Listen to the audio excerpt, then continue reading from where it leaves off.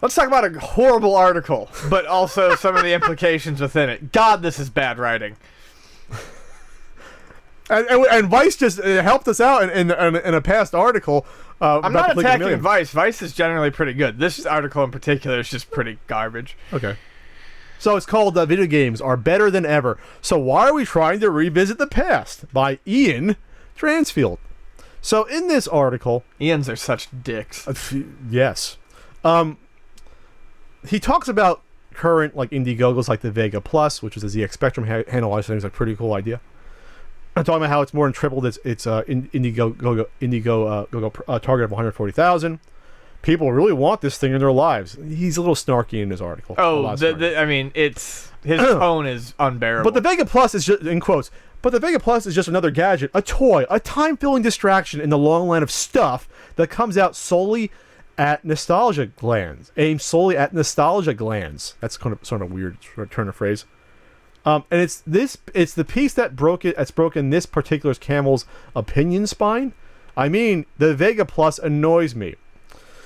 And then he goes on to say that games today, which we always hear, games today are quote-unquote better than games used to be. So he's basically complaining about stuff like the ZX Spectrum. Surprised he didn't bring up the Coleco Chameleon.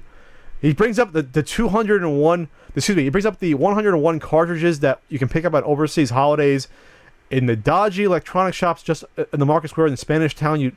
Okay, I never went to a Spanish town on vacation. Maybe if he's from England, he did that.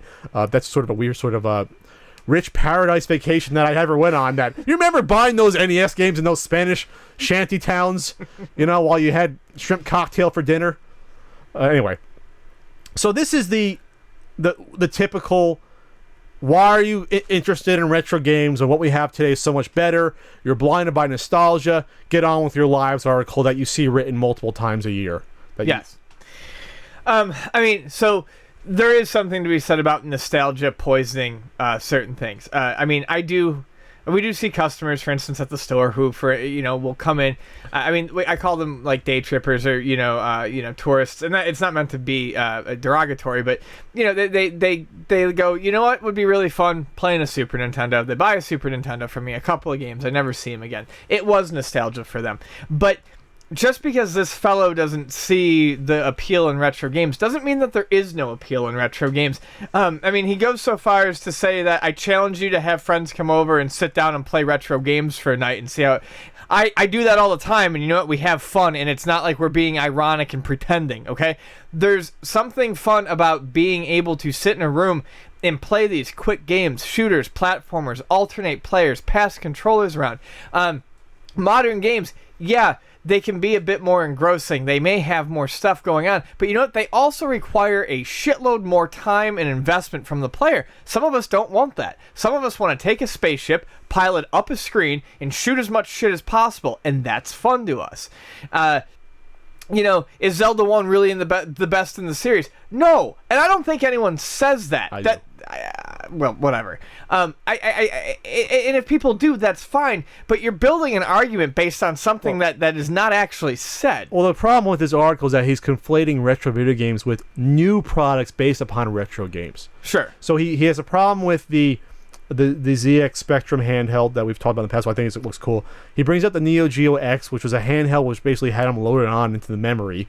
It was just the name slapped on with the ROMs. So that's really his problem, is that's fine. You can say that's your problem. So his quote is, in 2012, SNK Playmore, in parentheses, got on the nostalgia train with the Neo Geo X. The aim, to rinse a substantial chunk of cash from gullible gamers who really couldn't do without Fatal Fury. The reality, the handheld console was cheap and nasty, and many who parted with their money for it soon remembered how little fun a whole bunch of Neo Geo games actually were. Super sidekicks aside, obviously. Snarkiness aside, there's a lot of good fucking Neo Geo games out there. Yeah, and I don't think anyone who actually plays retro games would contest that. You can, and you're right, that's the problem. You can knock the portable. By all accounts, and I've held one, it was not particularly great. Out the gate, I don't think it allowed for 4.3, which is ridiculous, but an update allowed for that. And you can correct me if I'm wrong. The games were on cartridges, but it was relatively flimsy. People and SNK themselves, and this is the thing, SNK wasn't really out to rinse anyone of money. Tomo was the company that made this, and SNK allowed their name to be put on it. Just like Sega has allowed Majesco to produce things with their name on it that they don't manufacture. It's a licensing deal. So is this author then attacking the company, or maybe he should be a company, the attacking the companies for putting out these subpar products, or is he attacking the potential consumer for being gullible enough to buy them? That's totally different. You can say that, that's fine. That's different from saying games back then are trash compared to today. That's totally different argument. The Neo Geo X didn't fail because the games were bad. The Neo Geo X failed because the Neo Geo X system was not great. And SNK literally went to Tomo was like, stop. You're done making these right now. We're not happy with them. You're done. But it wasn't the games. Everyone talked about how the game packs they put out were fantastic. They were cream of the crop. There's a reason why people still dump tons of fucking quarters into MVSs. And he spells out in his own article that he sounds like a hypocrite for us. He says, you can see here I wrote about great SNES games that you can play right now. And yes, I appreciate that some of you might be branding me a hypocrite, but here's what I'm trying to say. Just because it's an old game, perhaps on a classic system by a legendary developer, doesn't make it a good one. No one's ever said that. Yeah, no shit. That's like, whenever I talk with Frank, he always talks to me about old versus new movies. And I think the general sort of tone when people get into a conversation like that is that older movies are better in general. They're not. You just remember the old movies that were good because all the shit ones that come out are never played anymore. People don't watch them. They don't make DVDs of them. They don't show them on TCM or on, you know what I mean?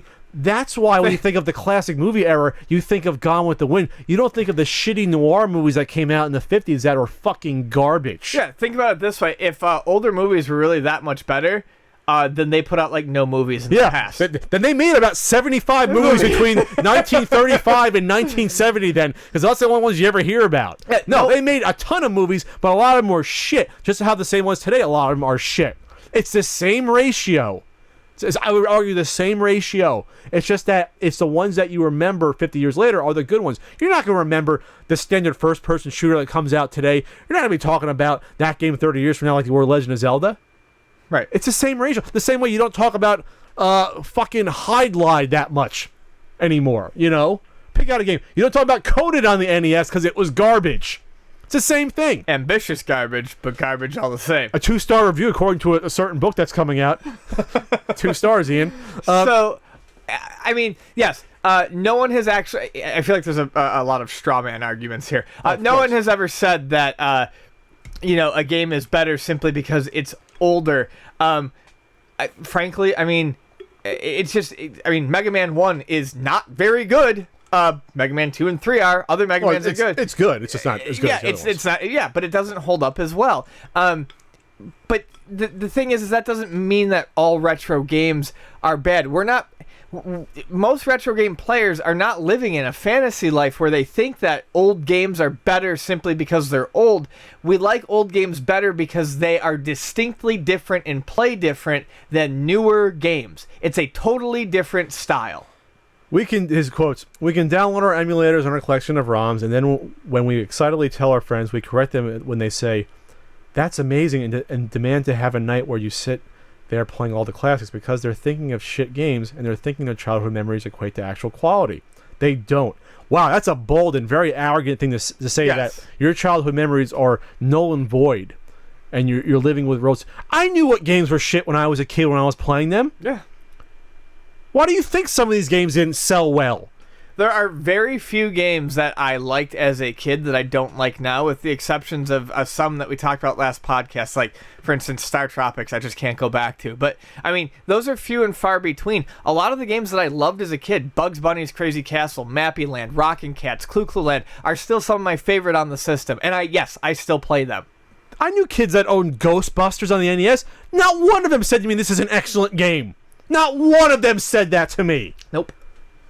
Instead of that, you were playing Legend of Zelda or DuckTales or Baseball Stars or something that was actual fun. It's not because we were fucking kids, we were dumb. We knew what good movies were, good TV shows, and good video games. That doesn't change. Especially because we got them so infrequently. We were harsh critics. I got 3 new games a year. Birthday, 1 or 2 for Christmas, and maybe I save my allowance the whole year to buy 3 Stooges. And when I bought Three Stooges, I didn't think it was an excellent game as a kid. I was forced myself to think it was pretty good. I think it's all right, even today. Yeah, sure, we played what we had, but we were also critical of it, too. So this was a terrible article. Terrible article. Clickbaity, and it worked because we're talking about it, obviously. So, Ian... Jeez, Ian, what the hell's wrong with you? I don't know, man. I'm awful.